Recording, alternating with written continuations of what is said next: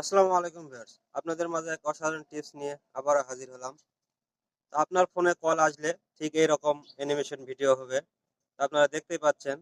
এই ফোনে আপনাদের ফোনে সেট করা থাকলে আপনাদের বন্ধুরা আপনার ফোনের দিকে তাকিয়ে থাকবে। সে বলবে যে আমাকেও এরকম সেট করে দাও।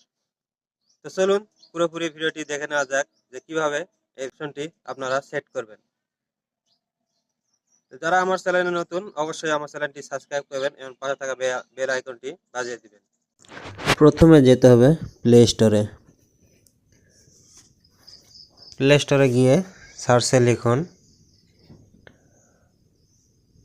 Phone plus.